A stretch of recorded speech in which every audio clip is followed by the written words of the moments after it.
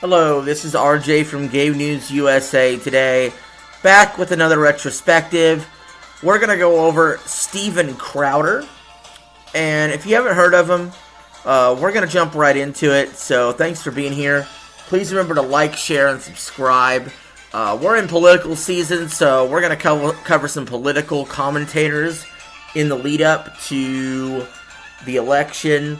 So again, this is not me giving my political take. I've covered left-wing people in the past, like Vosh and Destiny. Now we're covering some right-wing people. So please let me know your thoughts in the comments below on what you think of Steven Crowder. But with that being said, let's jump right into this retrospective. So, Crowder was born on July 7th, 1987 in Detroit, Michigan. He has an older brother named Jordan. His mother was a French-Canadian, and at the age of 3, his family moved to the Montreal suburb of Greenfield Park, Quebec, Canada, where he would live for the rest of his childhood. Crowder attended Centennial Regional High School in Longueuil, and at the age of 18, he moved to the United States. Crowder attended 2 semesters at Champlain College in Burlington, Vermont. At age 12, he worked as a voice actor for the character Alan the Brain Powers on the children's television series Arthur. Wow, I did not know that. He began performing stand-up comedy at the age of 17. He then acted in a number of films, including the role of Doug Moore in the 2009 movie To Save a Life. From 2009 to 2012, Crowder worked for Fox News. By 2009, Crowder regularly posted satirical videos on politically conservative media, including Pajamas Media. And later at Andrew Breitbart's Big Hollywood, Crowder served as the Master of Ceremonies at the 2011 Conservative Political Action Committee Conference, otherwise known as CPAC, and generated some controversy with a rap video he premiered at CPAC 2012. At a December 2012 protest, Crowder was punched repeatedly in the face by a union member who claimed he was acting in self-defense after being pushed to the ground. Crowder and members of Americans for Prosperity were at the demonstration in Michigan concerning the state's recently passed right to work law. The incident began with an attempt by union activists to tear down the Americans for Prosperity's tent, which was eventually successful. During the altercation, Crowder was punched several times by union activists. Crowder posted an edited video of the incident to his YouTube channel that cut footage of the alleged assailant being pushed to the ground and getting back up right before throwing punches at Crowder. However, Fox News broadcasts of the incident included footage of the man being pushed. New York Times stated, the same footage also shows that Mr. Crowder had his hand on that man's shoulder just before he tumbled to the ground. But, while the camera does not capture the whole sequence of events, it seems likely that the man was knocked to the ground as members of the two sides pushed against one another, not shoved down by Mr. Crowder. Crowder later released an unedited copy of the video. That's interesting. An AFL-CIO spokesman, Eddie Vale, stated that the organization did not condone the tearing down of the Americans for Prosperity tent or the violence against Crowder or the group. In March 2013, Ingham County prosecutor Stuart Dunnings III declined to press charges against anyone involved in the December 2012 altercation. According to Dunnings, his office was originally sent an edited version of the video of Crowder's altercation, However, upon reviewing the unedited version, the prosecutor's office decided not to pursue the case because the union member had acted in self-defense.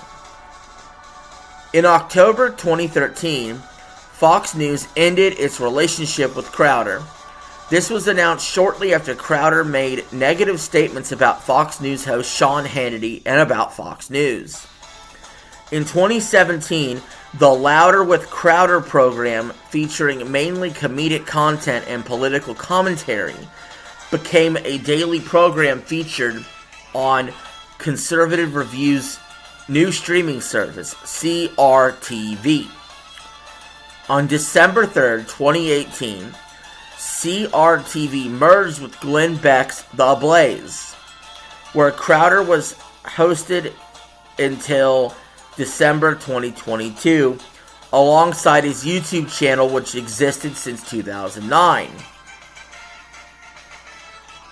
Change My Mind is a regular segment conducted by Crowder in which he sits at a table with a sign including the phrase "Change My Mind" and invites people, often walking by, other students at a university campus, to change his mind on a controversial subject. A photograph of Crowder seated behind a sign in February 2018 reading "Male Privilege is a Myth, Change My Mind" outside the Texas Christian University campus became an internet meme. Variations of the meme often feature humorously controversial statements in place of "male privilege is a myth," such as "pineapple goes on pizza." Oh God, I do see that meme everywhere.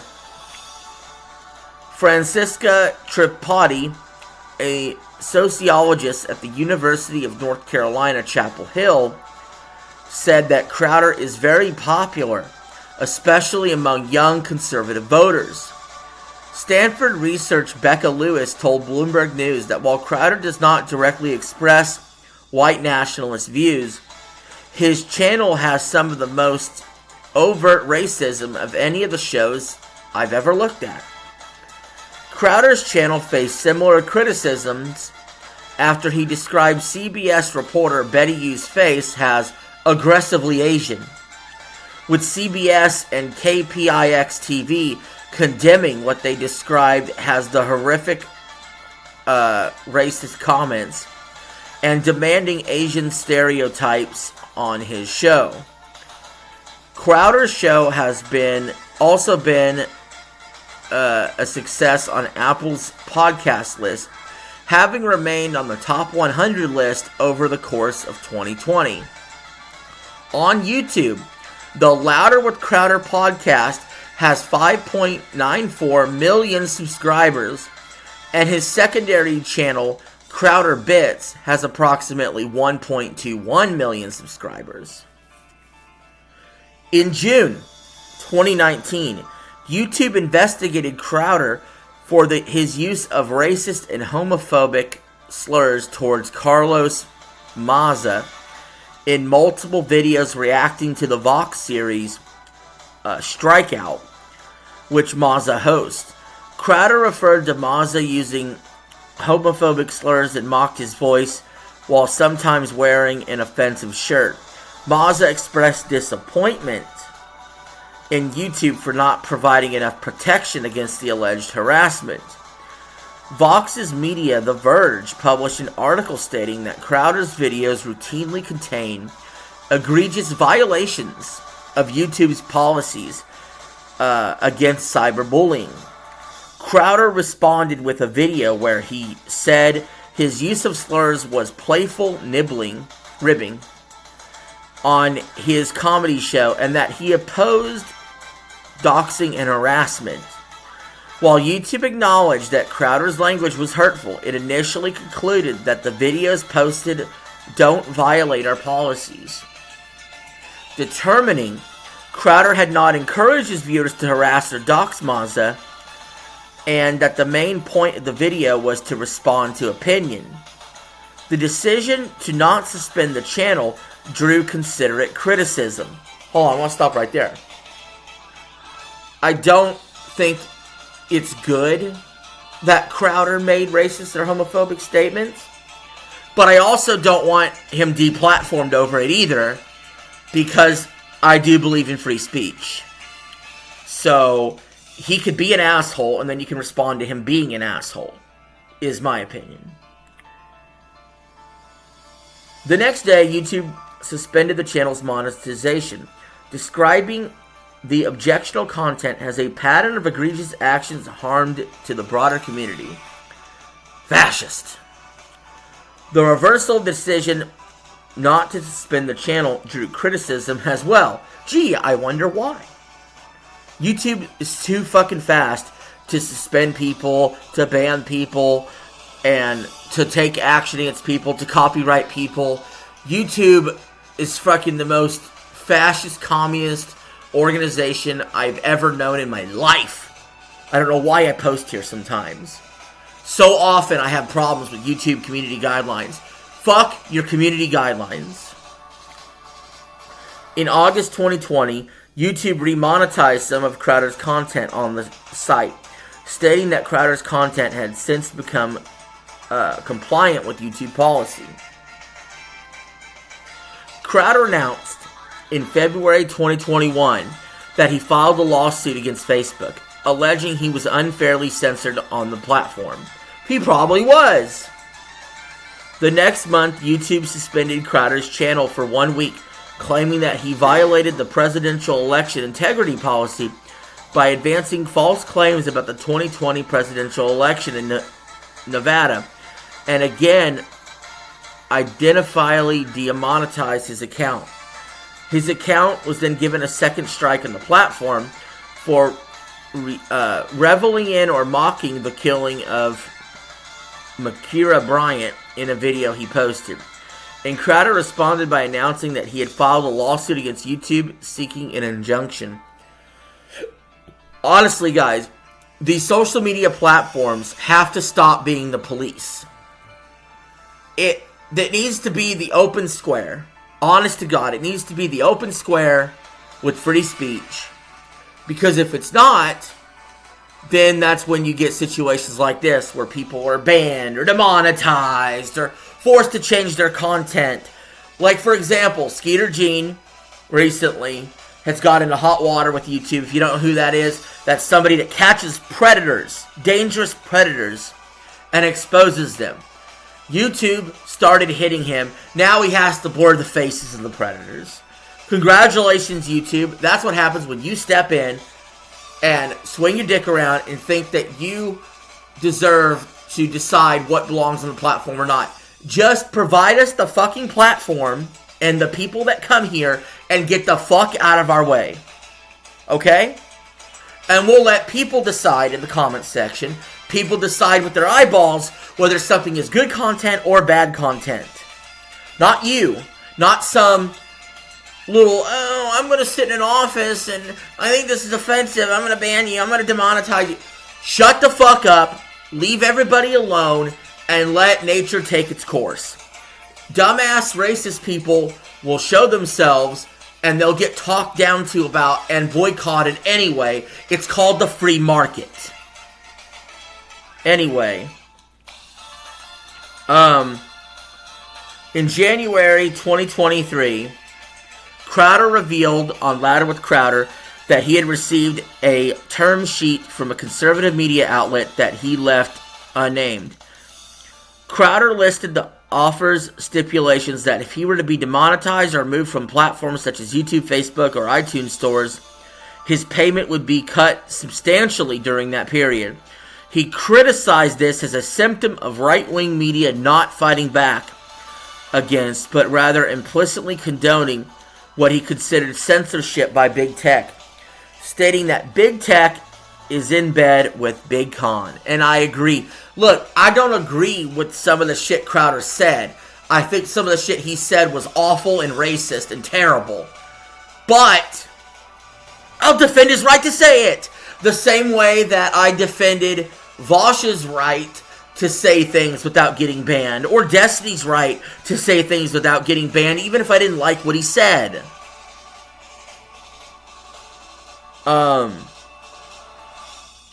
It was later confirmed that the unnamed media outlet was the Daily Wire. Jeremy Boring, the CEO of the Daily Wire, claimed Crowder had misrepresented the terms of the contract and that the contract would have paid Crowder $50 million over 4 years. Furthermore, Boring asserted that the stipulation was necessary to ensure profitability. On March 3rd, 2023, Crowder announced on Russell Brand's show that he would be moving his show to Rumble. And that's when I stopped watching him because I don't get on Rumble. In August 2023, Vanity Fair reported that the show's viewership on Rumble was declining following the dispute with the Daily Wire, as well as other controversies and lawsuits over sexual harassment. Crowder announced that he was partnering with Alex Jones, as well as comedians Nick DiPaolo, Josh Feinstein, and Brian Collin, to offer an expanded version of his Mug Club to be streamed via Rumble. So yeah, clearly a decline following YouTube. Because, yeah, everybody loves the darling Rumble. Everybody loves the darling that Rumble is. But here's the problem. Rumble can never compete with YouTube. You can try. The free market will decide. I like that it's more free and more open. But we all know YouTube is king for doing this shit right here. And until YouTube changes its mind about its community guidelines, unfortunately, it's something you're going to have to deal with here. And try to make work. Like I have. For now. We'll see how long that lasts. Because sometimes I might say things that aren't quite on the line, if you know what I mean. Sometimes I stream things YouTube has a problem with when I game. And we'll have to see if this channel stays around or not. But, you know, at the end of the day, this is where the people are, and I gotta talk to the people.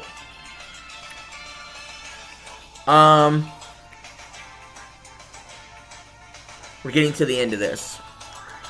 Crowder is a Christian. He married Hillary Corzine in August 2012 and wrote about what he considers the benefits of remaining abstinent before his marriage. In July 2021, Crowder underwent a surgical operation in which titanium bars were inserted into his chest in order to counteract his congenital condition of pectus evacuum, sunken chest. The surgery caused fluid to accumulate in his lungs, which he called excruciatingly painful. Several weeks later, he was rushed to the hospital due to a collapsed lung. In August 2021, his wife gave birth to twins, a son and a daughter. In April 2023, Crowder stated on his channel that his wife Hillary had filed for divorce in 2021. In the video, Crowder was critical of Texas's no-fault divorce laws. We'll talk about that. First of all, I disagree with Crowder here. If someone wants to get divorced, there shouldn't be a reason. Well, there is reasons people have. But there shouldn't be a reason that needs to be provided to the government that's justifiable to grant the divorce. Who gives a fuck? Like, if she wants to move out and not be with him anymore, I think she has that right. And even if there wasn't a no-fault divorce law, then she's going to stay married and be with somebody else anyway. So what difference does it make? I mean, what is it? Oh, the law says you can't divorce without fault. Oh, then I guess I'll just go back with him. That's not how that works. Shortly after Crowder's announcement, journalist Yashar Ali released a video he claimed was given to him by Hillary, which shows Crowder berating Hillary while she was pregnant. In the video, Crowder berated Hillary for failing to perform her wifely duties. and told her to fucking watch it when she accused him of abuse. So I've seen the video before. You guys might remember this. You might have seen this video floating out there of Crowder, you know, berating his wife, and it was all caught on their, they have cameras in the home, and I don't know how the footage got out, but whatever. She's pregnant at the time. He's yelling at her. He's acting like a total fucking tool and an asshole. And, you know, I assume when they say she wasn't performing her wifely duties, it was probably sexual, or it was her not cooking and cleaning. But at the end of the day, bro, she's pregnant. What do you expect, man? Like, you already did the deed to knock her up. What do you expect? And you are rich enough to have maids around the house if it's a cooking or cleaning issue. So what are you complaining about, man? To just go off like that.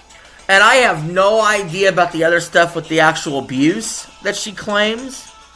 On camera, he did not hit her. You know, you could say, I mean, if you're sensitive, you could say it was like verbal abuse or whatever. I just call it an argument. But he was being a fucking asshole. And, you know, somebody that a tool, basically.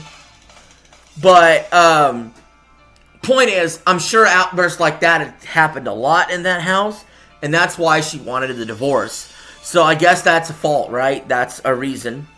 You know, if he wasn't around very much because he was working so much to make the millions of dollars, because maybe she's a gold digger, you know, that's kind of a...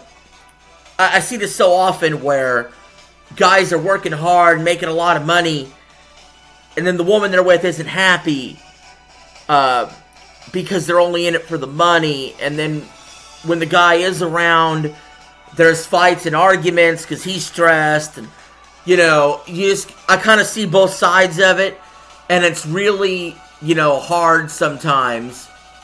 Because it's like, well, if he wasn't super successful and super busy all the time, and he had more time with you, you might like that, but then you're not going to have the Louis Vuitton bag you like, or the fucking high heels that you like, and, you know, that's obviously going to cause a strain in the relationship in its own way, too. So it's like, it's a catch-22, you know. I think this could have been avoided. They could have sat down and talked. They could have worked the marriage out. But at the end of the day, it's not my life. I don't care. And I do wish them both luck. And you know what? I don't feel too sorry for Crowder because he legitimately has tens of millions, if not hundreds of millions of dollars. And he doesn't look bad. So he literally could find any woman he wants, basically. So he's cool. No issue. And I've seen the video. She could find any man she wants. It's not a problem, okay? It's cool. But anyway, guys, the big reason I did this was because we're entering political season, and I did used to watch some of the Louder with Crowder show. Sometimes I felt like I was annoying. It wasn't the best. He's not my favorite by any means. Sometimes I was entertained. But at the end of the day, he was kind of an asshole. He kind of treated people like shit. But it doesn't mean YouTube should have stepped in and banned him or forced him out, essentially. That was wrong. But anyway, guys, that's it for this retrospective. Thank you all for joining me. I hope you learned something today. I learned something new today. I learned that meme that says change your mind came from Crowder, which really surprised me because I really didn't think that came from Crowder, but it did. I wasn't an avid watcher of his show, so I didn't know. But I learned something today. Hopefully you did too. Thanks for watching. Peace. Have a good one.